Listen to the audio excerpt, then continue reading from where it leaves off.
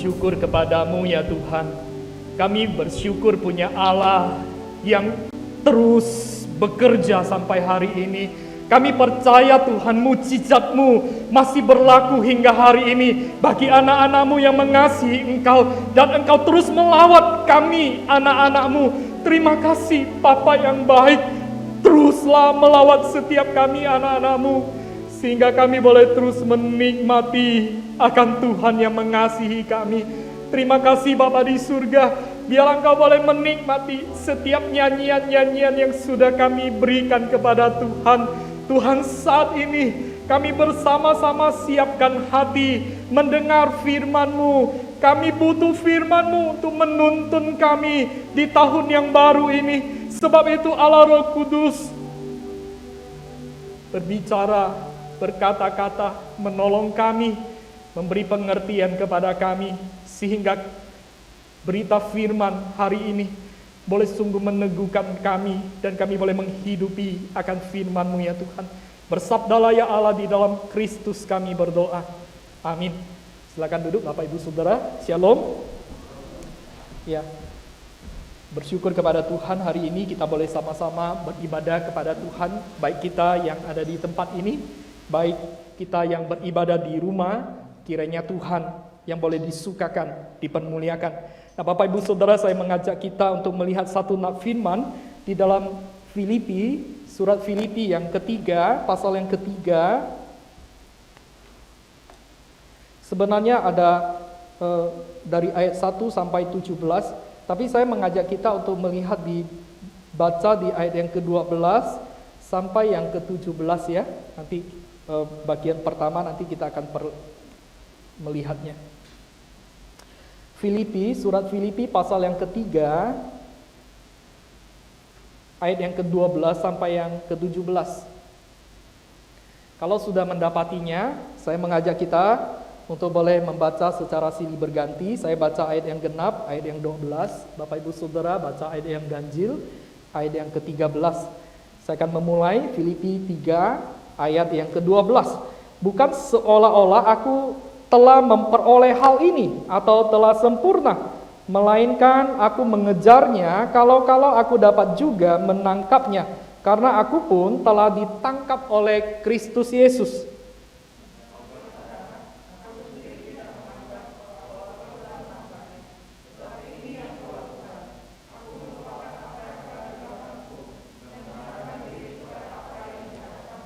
Dan berlari-lari kepada tujuan untuk memperoleh hadiah, yaitu panggilan surgawi dari Allah dalam Kristus Yesus.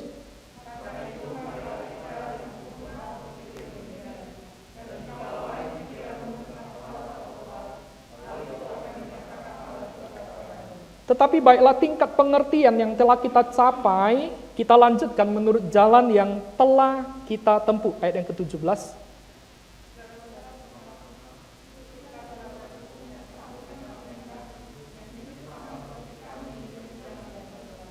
Amin. Sedemikian jauh pembacaan firman. Nah, Bapak Ibu Saudara yang terkasih dalam kasih Tuhan, saya percaya setiap kita pasti punya keinginan atau punya kerinduan, terutama ketika kita mengakhiri akan tahun 2020, memulai tahun yang baru 2021. Pasti ada resolusi atau keinginan-keinginan, tekad yang akan kita golkan, yang akan kita capai, bukan? Entah itu tentang pendidikan kita mungkin. Kita pengen, tahun ini aku pengen kuliah, tahun ini aku pengen sekolah, tahun ini aku pengen melanjutkan ke tahap yang lebih tinggi. Ataupun kita pengen memulai usaha, pengen usaha kita boleh berhasil di dalamnya, kita pengen mengerjakan ini, mengerjakan itu. Ataupun kita pengen tahun ini adalah tahun aku sudah mau melepas masa lajang, aku pengen menikah. Ataupun kita tahun ini, tahun aku pengen punya momongan, ataupun kita yang sudah punya anak, ya, yang anak kita menikah, kita pengen anak kita juga cepat menikah sehingga kita boleh punya menantu dan sebagainya, bukan? Saudara, ini adalah satu keinginan yang baik enggak? Saya kira adalah sesuatu yang baik, saudara. Ya, pengen kaya tahun ini, saudara, itu baik enggak pengen kaya? Saudara, adalah banyak orang pengen seperti itu, pengen dihormati.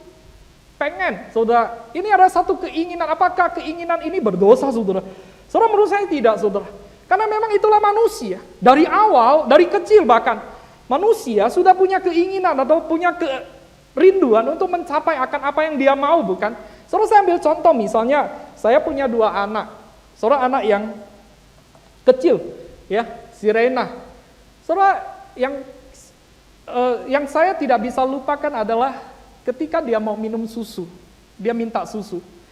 Saudara, sangat jelas, ya, ketika dia mau minum susu, dia tuh rengek-rengek, ya, nggak bisa, ya, kita nggak kasih, pasti dia mau minta. Keinginan dia, kerinduan dia memperoleh susu, caranya sampai dia minta itu adalah dia nggak bisa omong, dia nangis terus, sampai akhirnya dikasih, dia dapat, oke. Ya, ataupun ketika melihat kami, ya, papa mamanya, saudara, dia lihat, dia pengen kejar kami, pengen digendong. Saudara, kerinduannya adalah pengen dirangkul, bukan digendong oleh orang tuanya. Nah, dia nggak dapat apa yang dia lakukan, so dia nangis, dia pura-pura rebahkan diri. Itu luar biasa, saudara, dari kecil. Anak sudah demikian. Arsen apalagi, wow, si Arsen sangat aktif gitu ya. Ada satu kali dia minta, papi mau apa, kentang goreng, mau prediketi. Kentang goreng, oke. Prediketi apa ya, Sun? Prediketi, Bapak. Nggak tahu, saya tanya mami dah. Oh, akhirnya si Ulan kasih tahu, ya. Itu bakau, itu hamburger, Bah. Aduh, Bah, gitu ya. Terus ada satu lagi, papi saya mau rainbow. Apa itu rainbow, Sun? Nggak ngerti. Papi ini yang nggak ngerti ya, Papa nggak ngerti ya. Ternyata akhirnya si Ulan yang mengikuti perkembangan anak dengan baik ya, itu bako ya kaikunga ya, ayam pejantan ya. Jadi orang si Upin Ipin tuh ngomong itu namanya rainbow gitu ya. Itu ayam jantan. Wow gitu. Saudara, ketika tidak dikasih dia minta terus, berusaha terus untuk memperolehnya. Maka Bapak Ibu Saudara, menurut saya itu adalah sesuatu yang tidak salah gitu lah. Tapi sekali lagi Bapak Ibu Saudara, kalau itu semata-mata hanya menjadi goal kita atau goal kita hanya untuk demikian, itu yang tidak tepat. Kenapa Bapak Ibu Saudara? Sebagai orang-orang yang percaya kepada Tuhan, ada hal yang lebih penting daripada itu semua, yaitu bicara tentang bagaimana kita melakukan akan apa yang menjadi keinginan Tuhan. Atau di ayat 13-14 adalah bicara tentang panggilan surgawi dari Allah di dalam Kristus Yesus. Ini sangat penting sekali. Yang tadi adalah keinginan yang berbicara tentang hal yang bukan bersifat kekekalan, hal yang sementara. Tapi ini yang lebih penting adalah bicara tentang hal yang bersifat kekekalan, yaitu bagaimana kita akhirnya bisa selain melakukan hal-hal yang saya sebut di atas, kita juga melakukan hal-hal yang bicara tentang melakukan akan apa yang menjadi panggilan surgawi. Yaitu panggilan surgawi apa sih? Yaitu engkau dan saya belajar untuk boleh percaya kepada Yesus Kristus. Untuk mempercayakan hidup kita kepada Yesus Kristus. Untuk apa? Untuk hidup kita boleh berpadanan dengan apa yang menjadi kehendak Tuhan. Mentaati, setia, beribadah, melakukan apa yang menjadi perintah Tuhan. Dengan kata lain, saudara, adalah kita belajar bagaimana hidup kita adalah hidup untuk Tuhan. Saudara, ini adalah sesuatu yang sangat-sangat penting sekali. Tapi pada faktanya, kita akan mendapati, saudara, ada sebagian orang besar lebih mengejar yang namanya hal-hal yang bersifat sementara semata, bukan yang bersifat kekal, dan akhirnya mengabaikan akan apa yang menjadi kekekalan itu, apa yang menjadi panggilan Allah di dalam kehidupan kita. Maka Bapak Ibu Saudara yang terkasih di dalam kasih Tuhan, dua keinginan ini, dua panggilan ini terus berusaha untuk menarik kita. Nah, bagaimana kita sebagai orang Kristen menyikapi itu? Saudara, kalau lihat surat Filipi ini, saudara, Paulus dalam kondisi yang bukan kondisi yang enak, karena dia di penjara, bukan? Di penjara dalam kondisi yang sangat tidak enak. Dia menderita, karena Injil.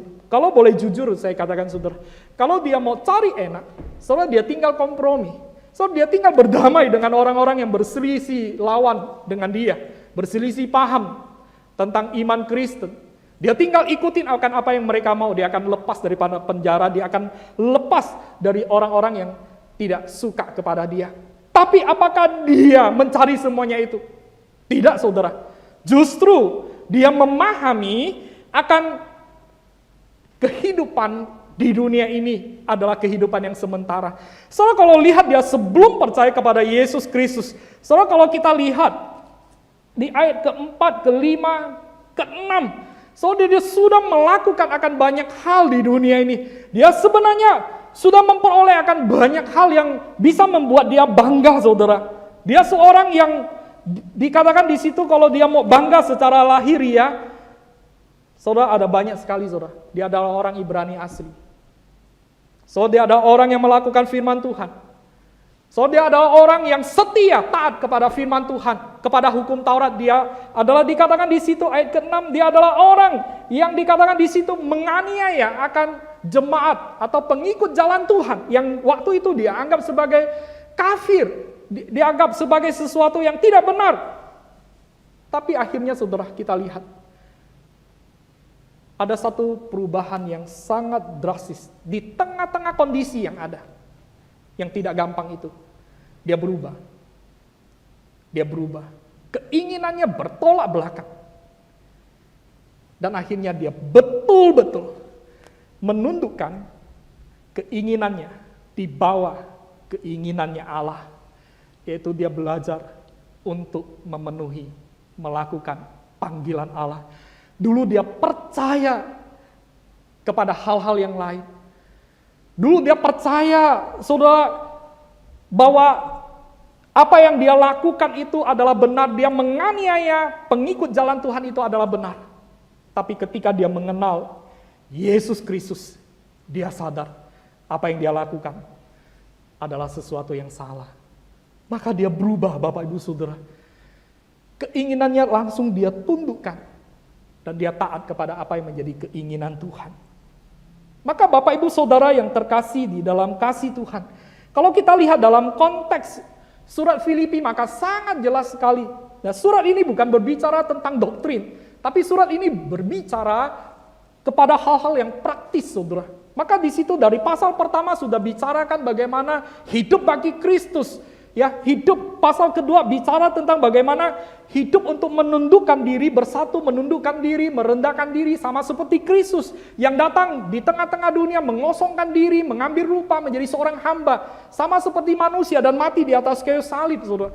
Dan di pasal ketiga berbicara bagaimana kita akhirnya punya kebenaran yang sejati itu, yaitu kebenaran di dalam mempercayakan seluruh kehidupan kepada Yesus Kristus dan hidup bagi Tuhan. Maka Bapak Ibu Saudara yang terkasih di dalam kasih Tuhan, tahun ini, di awal tahun ini, saya ingin mengajak kita sama-sama untuk boleh merefleksikan diri kita, saudara, sebagai orang-orang yang percaya kepada Tuhan. Saudara, apakah selama ini kita sudah melakukan akan panggilan surgawi, atau kita lebih melakukan atau lupa kepada panggilan itu? Kita lebih suka melakukan hal-hal yang duniawi, dan kita lupa akan panggilan Allah di dalam kehidupan kita. Maka saat ini saudara, saya ingin mengajak kita untuk melihat bersama-sama seperti apakah orang yang mempunyai keinginan melakukan panggilan surgawi itu. Di ayat yang ke-12 dikatakan di situ, bukan seolah-olah aku telah memperoleh hal ini atau telah sempurna, melainkan aku mengejarnya kalau aku juga dapat menangkapnya. So, orang yang punya keinginan melakukan panggilan surgawi itu adalah orang yang mau berjuang secara maksimal di dalam kehidupannya. Dalam ungkapan ini Paulus ingin memberitahukan kepada jemaat di Filipi bagaimana keberadaannya setelah dia percaya kepada Yesus Kristus, dan ini merupakan satu proses. Proses ini adalah satu proses yang terus diupayakan. Dia terus berjuang, dan terus berjuang. Maka ada kata yang dia pakai, yaitu dikatakan di situ, dia mengejarnya atau menangkapnya.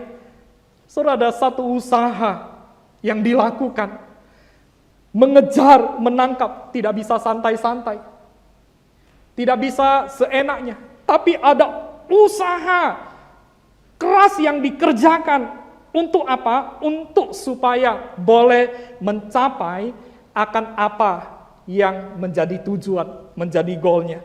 Maka Bapak Ibu Saudara yang terkasih di dalam kasih Tuhan, orang yang mau melakukan panggilan surgawi adalah orang yang dari dirinya sendiri punya kesungguhan hati, sehingga ia memiliki kerinduan untuk melakukan akan apa yang menjadi keinginan Tuhan.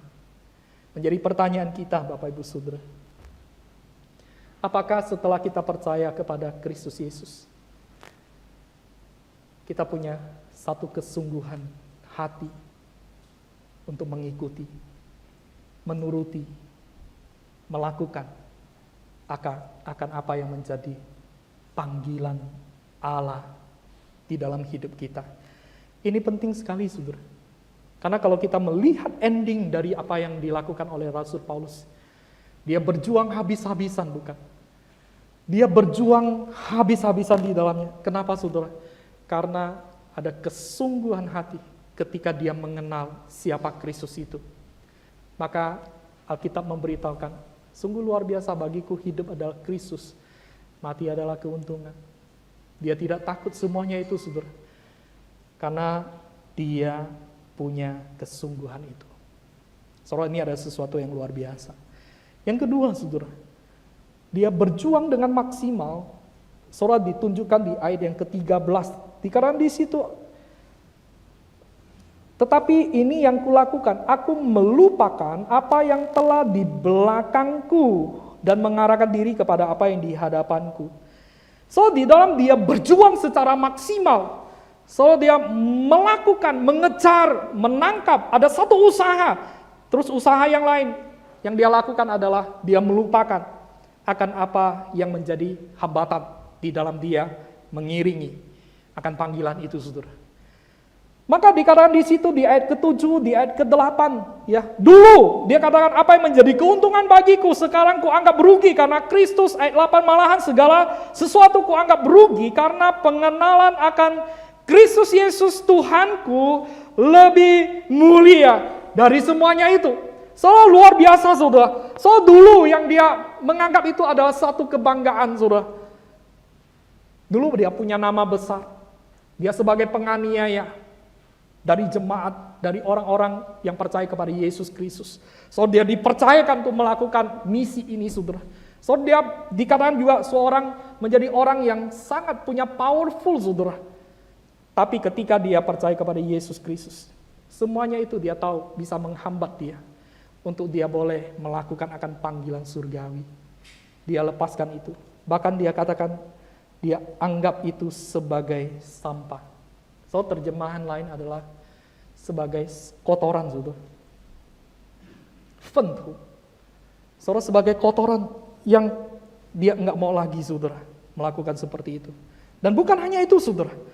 So, di dalam dia berjuang dengan maksimal, Saudara, dia bergerak, terus dia melupakan segala sesuatu yang menghambat dia, terus dia juga melakukan dengan arah yang jelas. Arah yang jelas dikatakan di situ, ya, mengarahkan diri kepada apa yang di hadapanku. So, dia mengejar akan panggilan surgawi dengan begitu jelas. Dia tahu akan apa yang menjadi kesenangan Allah, apa yang diinginkan Tuhan. Maka dia mengejar itu sesuai dengan apa yang diinginkan oleh Tuhan. Dan dikatakan di bagian pasal ayat yang ke-14, berlari-lari kepada tujuan. Tujuannya sangat jelas, tujuan yang tepat, tujuan yang benar. Ketika dia melepaskan semuanya itu, Saudara, mengejar panggilan surgawi itu, so dia punya tujuan yang sangat jelas, yaitu melakukan segala sesuatu untuk menyenangkan akan Tuhan yang dia layani, akan Tuhan yang dia sembah. Maka Bapak Ibu Saudara yang terkasih di dalam kasih Tuhan, di dalam kita mengikut Tuhan, di dalam kita mengiringi akan Tuhan, so di dalam kita mau melakukan akan panggilan surgawi itu, apakah kita ada punya tujuan yang benar, yaitu semata-mata kita mau menyenangkan hati Tuhan. Semata-mata kita ingin mempermuliakan akan Tuhan. Semata-mata kita ingin terus belajar bagaimana hidup kita boleh semakin hari semakin menyerupai akan Tuhan kita Yesus Kristus. Soalnya ini adalah orang yang belajar bagaimana dia boleh melakukan akan panggilan Allah di dalam kehidupannya. Yang kedua, Bapak Ibu Saudara, di ayat yang ke-15. Karena itu marilah kita yang sempurna berpikir demikian. Dan jikalau lain pikiranmu tentang salah satu hal itu akan dinyatakan Allah juga kepadamu. Maka poin yang kedua, Saudara, orang yang dikatakan melakukan akan panggilan surgawi, Saudara, selain dia berjuang secara maksimal untuk melakukan akan panggilan itu, Saudara, dia juga adalah orang yang terus bertumbuh di dalam iman kerohaniannya. Ya, ada pertumbuhan yang mengarah kepada kesempurnaan. Saudara, maksudnya apa, Saudara? Maksudnya adalah jemaat itu semakin hari semakin belajar, semakin hari semakin boleh mengenal akan Tuhannya. Boleh semakin hari dia berjuang di dalam iman yang dia percayai. Sehingga dengan demikian maka dia akan bertumbuh di dalam pengenalan akan Tuhan. Maka Bapak Ibu Saudara, ini menjadi sesuatu yang sangat-sangat penting sekali. Kalau kita sebagai orang yang percaya kepada Tuhan Yesus Kristus, kita adalah orang yang melakukan akan panggilan surgawi itu, maka kita juga harus punya pertumbuhan di dalam iman kita. Maka di ayat yang ke-16 mengatakan, tetapi baiklah tingkat pengertian yang telah kita capai, kita lanjutkan menurut jalan yang telah kita tempuh. Saudara, salah satu yang bisa membuat pertumbuhan iman kita adalah kita punya pengertian yang meningkat. Saudara, sebenarnya Rasul Paulus ini menasehatkan kepada dua golongan orang. Saudara, yang pertama adalah golongan kepada orang yang sudah punya kerohanian lebih dewasa. Dia bisa lebih cepat bertumbuh, dia bisa lebih cepat berubah, dia bisa lebih mudah untuk belajar menuruti akan firman Tuhan, melakukan firman Tuhan dengan lebih baik. Tapi ada satu sisi adalah dinasihatkan kepada orang yang punya kerohanian lebih lemah, yang kelihatannya tidak ada perubahan yang secara signifikan di dalam kehidupannya. Entah itu kebiasaannya, entah itu karakternya berubah begitu sangat pelan sekali, bahkan mungkin sangat-sangat pelan. Saudara. Tapi Paulus ingin menasehatkan, jangan berhenti untuk tetap belajar mengusahakan akan pertumbuhan iman itu berdasarkan pengertian engkau. Maka diingatkan terus, tidak ada alasan bagi orang-orang Kristen yang ada di Filipi pada saat itu. Tidak ada alasan engkau yang mengejar melakukan panggilan surgawi itu untuk tidak bertumbuh di dalam iman. Walaupun kelihatan orang lain begitu cepat berubah, begitu cepat kelihatannya dewasa secara rohani. Orang yang kelihatan pelan sekali bertumbuh iman rohaninya harus tetap jangan menyerah, terus lakukan dan serahkan kepada Tuhan sampai waktunya. Tuhan akan terus memampukan sampai akhirnya boleh semakin bertumbuh dewasa di dalam iman. Maka Bapak Ibu Saudara yang terkasih di dalam kasih Tuhan, saya ingin memberitahukan kepada engkau, apapun kelemahanmu, apapun yang menjadi pergumulanmu, apapun yang menjadi hambatanmu, yang orang lain mungkin enggak tahu, saudara jangan menyerah, jangan pasrah, jangan katakan engkau tidak bisa berubah. Teruslah berjuang. Teruslah berjuang. Saya percaya kita yang punya Allah Roh Kudus dalam hidup kita, ketika ada karakter kita, ketika ada kebiasaan kita, ketika ada perkataan kita, ketika ada perilaku kita, ketika ada hal-hal yang tidak berkenan kepada Dia, maka saya percaya saudara, Tuhan akan mengingatkan kepada kita. Dan ketika engkau gagal melakukan itu, jangan pasrah, jangan menyerah. Tapi teruslah belajar, teruslah berjuang di dalamnya. Sampai pada akhirnya engkau boleh menang atas semuanya itu.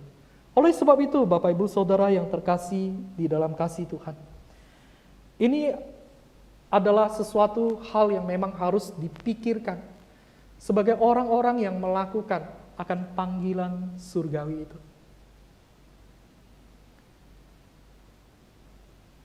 Tadi saya katakan, keinginan yang sementara begitu kuat akan terus menarik kita. Tapi ada keinginan juga, kita sebagai orang percaya, Allah terus mau kita melakukan akan apa yang menjadi kehendak Dia. Maka teruslah berjuang, dan serahkan kepada Tuhan. Tuhan menolong kita. Maka yang terakhir saudara, di ayat yang ke-17, saudara-saudara ikutlah teladanku dan perhatikanlah mereka yang hidup sama seperti kami yang menjadi teladanmu. Saudara, orang yang melakukan panggilan surgawi, saudara, akan kelihatan selain dia berjuang, berusaha secara maksimal, ada pertumbuhan di dalam iman kerohaniannya, dan juga ada hidup yang belajar menjadi teladan. Kalau kita melihat perkataan Paulus ini, ikutilah teladanku, maka saudara kita tidak bisa pungkiri, memang kalau kita lihat background atau latar belakang, memang budaya pada saat itu, ya guru pasti memberikan contoh, murid belajar dari guru, ya itu adalah sesuatu yang sangat lumrah sekali. Dan apa yang dilakukan oleh guru, apa yang diajarkan oleh guru itu yang dilakukan oleh murid, ya. Tapi bagian ini dikatakan Paulus katakan ikutilah teladanku. Soalnya juga ada penafsir yang mengatakan sangat memungkinkan Paulus sangat prihatin. Kenapa? Karena sulit sekali diperoleh orang-orang yang mempunyai satu keteladanan yang baik di dalam kehidupannya. Kenapa? Karena di ayat yang ke-18 ya dikatakan di situ karena ada banyak orang yang hidup sebagai seterunya Tuhan. Maka dia sulit sekali memperoleh orang-orang yang bisa menjadi model. Maka dia ingatkan kepada jemaat yang ada di Efesus, kita ini ada orang yang melakukan akan panggilan surgawi. Ya, orang yang melakukan panggilan surgawi itu adalah orang yang punya teladan hidup yang benar, yang semata-mata akhirnya menyenangkan akan hati Tuhan. Sekali lagi Bapak Ibu Saudara yang terkasih, bahwa dunia saat ini, saudara dia tidak butuh kata-kata yang manis, kata-kata yang indah, bukan. Saudara suka kata-kata yang manis, tok saudara, saya percaya, di gereja pun, kita pun, tidak sekedar suka kata-kata yang indah, kata-kata yang manis. Tapi kata-kata yang manis, kata-kata yang indah akan menjadi sesuatu yang sangat kuat ketika ada praktek yang dilakukan, bukan? Dunia ini pun sama Bapak Ibu Saudara. Dunia ini melihat akan perbuatan. Kalau kita katakan gereja hanya kasih, hanya mengasihi, tapi pada faktanya tidak ada praktek daripada kasih itu, hanya omong kosong, saudara. Saudara, beberapa waktu karena kondisi pandemi ini, kita di Siantan mengalami, ya, ada jemaat yang mengalami sakit, yang punya pergumulan, saudara. Saudara, akhirnya ketika jemaat ini punya pergumulan, saudara, kami beberapa rekan, kami pergi, saudara. Ada jemaat yang kasih patungan, dan kemudian ada jemaat yang kasih sembako. Saudara, dia sangat-sangat bersyukur. Dia katakan begini, di dalam medsosnya dia katakan, aku sekarang tidak merasa kesendirian lagi. Ada orang-orang yang menyertai. Saudara, kalau enggak, saudara, gereja kasih. Dia enggak merasakan satu fakta yang ada. Tapi ketika gereja, umat Tuhan, menyatakan satu tindakan yang kecil, dulu dia merasakan aku sendirian, tapi sekarang dia merasakan tidak sendirian. Maka Bapak Ibu Saudara yang terkasih di dalam kasih Kristus, betapa pentingnya kita sebagai orang-orang yang melakukan akan panggilan surgawi. Saudara harus mempunyai keteladanan hidup, contoh yang baik di dalam hidup kita. Saudara, contoh yang baik bukan seperti dunia, saudara, saya kira, saudara. Saudara, sama seperti yang Paulus katakan. Contoh yang baik yang dia katakan di ayat yang ke-10. Yang ku kehendaki ialah mengenal dia dan kuasa kebangkitannya dalam persekutuan penderitaannya, di mana aku menjadi serupa dengan dia, dengan kematiannya, supaya akhirnya aku beroleh kebangkitan dari antara orang mati. Maka keteladanan itu adalah harus belajar dari Tuhan kita Yesus Kristus. Pengenalan itulah yang harus kita hidupkan. Saudara, bukan keteladanan secara umum, bukan, saudara. Tapi keteladanan karena ada Kristus itu. Ketika kita melakukan akan perkataan kita, perbuatan kita, perilaku kita, saudara, akhirnya saudara ini menjadi teladan. Teladan dari mana kita pelajari? Dari Tuhan kita Yesus Kristus. Sehingga orang lain boleh melihat akan kehidupan kita. Ada Kristus yang betul-betul hidup di dalam hidup kita. Maka menjadi pertanyaan saya, saudara, sebagai orang-orang yang sudah percaya kepada Tuhan, entahkah kita sudah 1 tahun, berapa tahun, atau bahkan puluhan tahun lamanya, saudara, adakah kita belajar, menyadari satu hal, engkau dan saya adalah orang yang melakukan panggilan Allah. Kalau engkau dan saya sadar sebagai orang yang melakukan panggilan Allah, adakah engkau sadar bahwa hidupmu haruslah menjadi hidup yang menjadi contoh teladan bagi sesama? Maka Bapak Ibu Saudara yang terkasih di dalam kasih Tuhan, saya bersyukur di tengah-tengah pelayanan mendengar banyak kesaksian dari jemaat. Salah satu ada anak muda, dia bisa percaya kepada Tuhan karena pelayanan diakonia kami. Satu peristiwa terjadi dengan keluarganya, adiknya meninggal. Tiba-tiba waktu mau ke gereja, saudara, kami kaget. Saudara, seorang pelayan Tuhan yang aktif, seorang anak Tuhan yang cinta Tuhan, tiba-tiba mengalami kecelakaan dan akhirnya dia meninggal dunia. Saudara, satu pukulan yang cukup keras bagi keluarga, bagi kami hamba Tuhan, bagi kami gereja. Kami sangat merasa kehilangan. Ya, kokonya belum percaya kepada Tuhan waktu itu. Saudara, rambutnya panjang. Saudara, dia terkenal sebagai ya orang yang agak bandel, ya, sebagai preman. Saudara, dia punya jimat. Saudara, puluhan orang pukul enggak apa-apa. Tapi akhirnya melalui pelayanan itu dia berubah. Dia percaya kepada Yesus Kristus. Saudara, hampir 3 tahun dia sudah datang ke gereja dan begitu aktif. Dan dia ceritakan, bro, dia panggil saya bro, ya, saya bersyukur kepada Tuhan, ya, karena mengenal Yesus Kristus, hidupku banyak berubah. Ya, dia tinggalkan jimatnya. Dia dulu tidak menghargai akan orang tua, tidak dengar orang tua, tapi sekarang dia berusaha untuk dengar orang tua.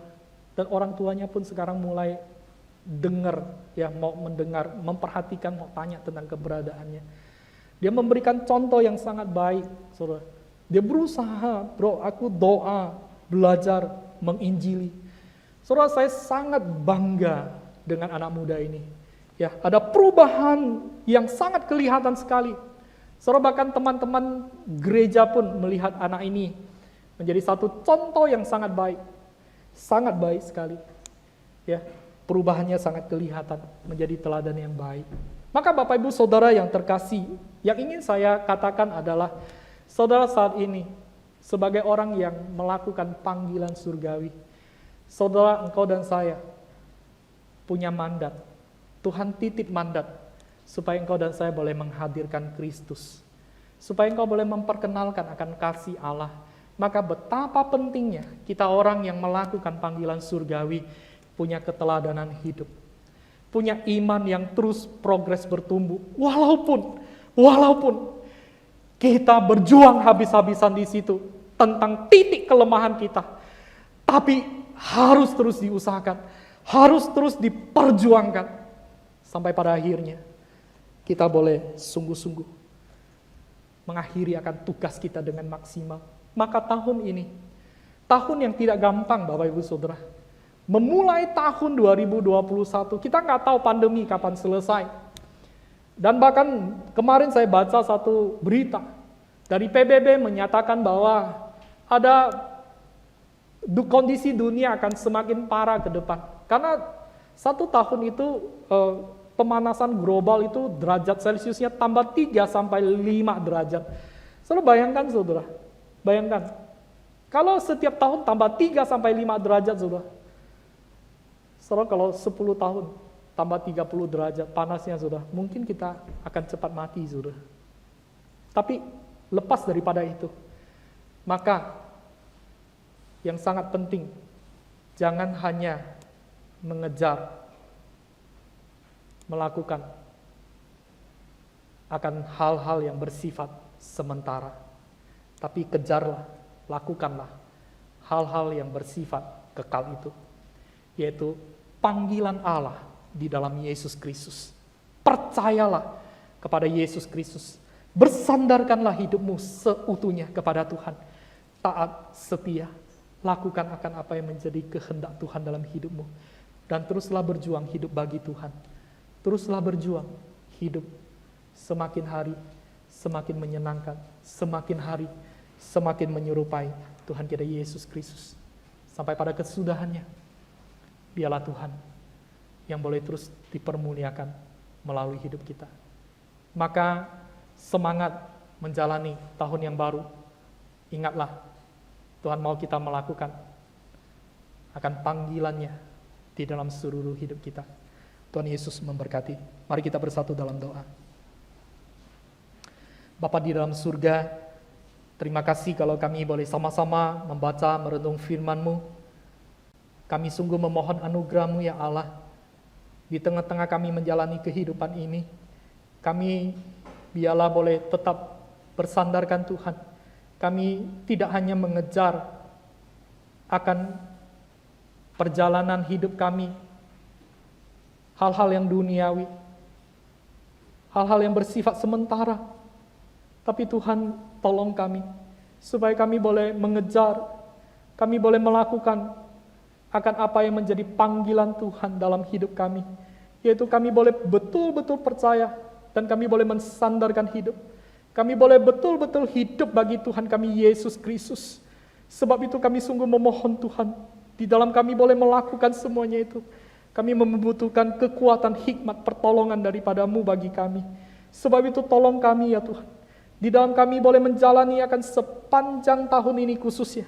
Tuhan biarlah Engkau boleh melihat kami adalah orang-orang Kristen yang terus berjuang, terus bertumbuh dan bertumbuh di dalam iman kami. Dan kami boleh terus memancarkan akan hidup yang boleh menghadirkan Tuhan. Terima kasih Bapa di surga. Terpujilah dengar doa kami. Di dalam Kristus Yesus kami memohon. Amin.